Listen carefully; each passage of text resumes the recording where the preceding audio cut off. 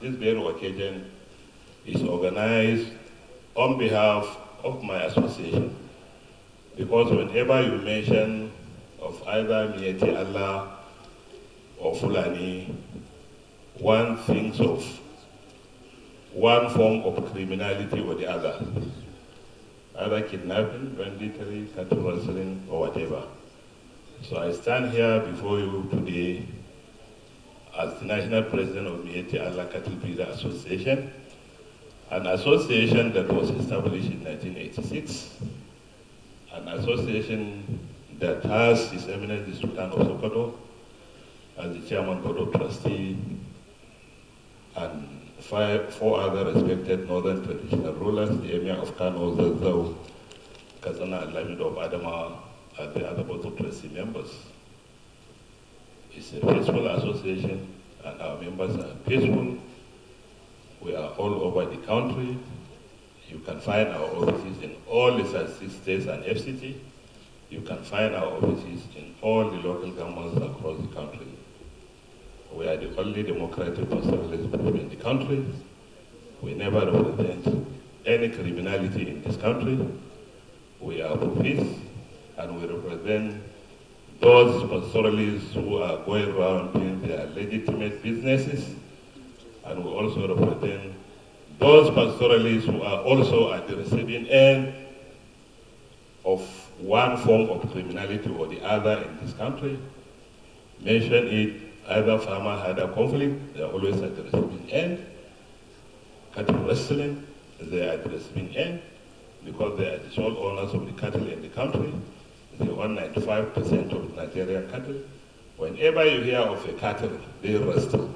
It must have been wrestled from a pastoralist. They are also at the receiving end of kidnapping, because whenever, before you hear one person being kidnapped either in the city or on the road, hundreds of them must have been kidnapped in the forest. It's a silent happening. The media don't hear it. The media don't report about it. Some are poor today because they have sold all their cows in the process of paying ransom. When they are kidnapped or members of their families are being kidnapped, they pay ransom, sell the cattle, pay ransom. Some are out of business because of kidnapping as a result of payment of ransom. They are the receiving end of banditry, because most of the times when you hear of banditry, when a banditry case is being reported, you must also hear of cows being wrestled by the bandits. They take from the pastoralists. So today the confusion is we are both victims and culprits. It's true and clear that whenever you catch a group of criminals, you find pastoralist youth in them. What do you expect? It's a neglected society that was not given the opportunity for education because of the nature of his business. He roams while looking for free faster as the only thing he knows to do, because he has not been trained to stay in a ranch. He is doing the only thing he knows to do to survive. And the cow is his only source of livelihood. His life and that of his family depends on the cow.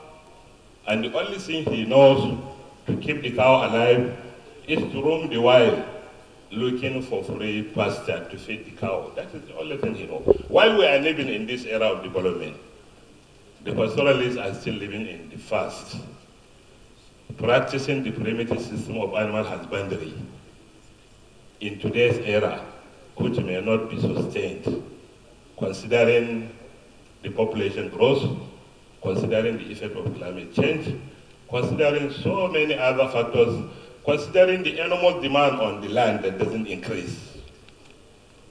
So this calls for an effective planning.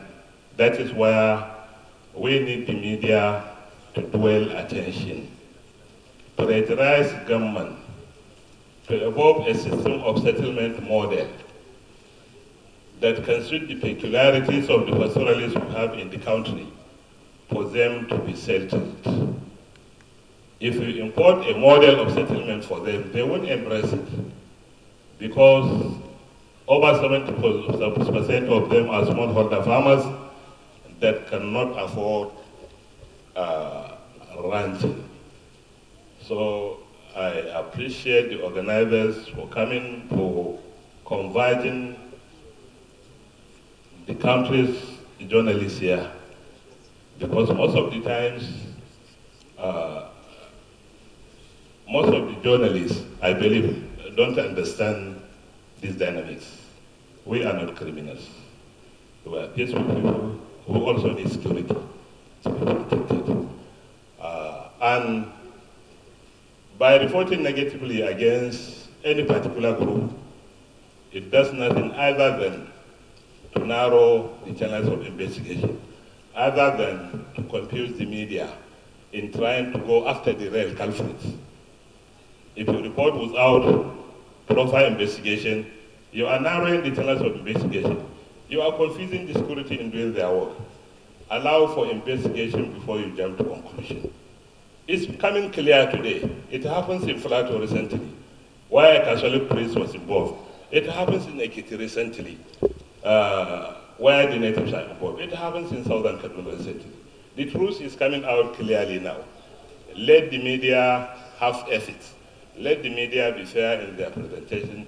Let the media be balanced.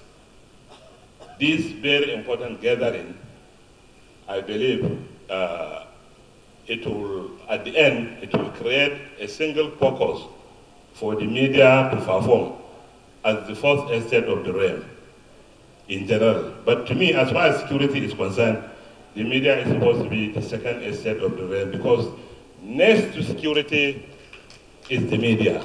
You have a very important role to play in ensuring security in the country. You have a very important role to play in ensuring the economic progress of the country. Because of the time factor, I will stop here. Miyeti Allah Cattle Breeder Association is the only democratic authority group, and we have two Miyeti Allahs to clear here. This is Magban, there is another Miyeti Allah Cattle Body. For the media to differentiate between the two, thank you very much.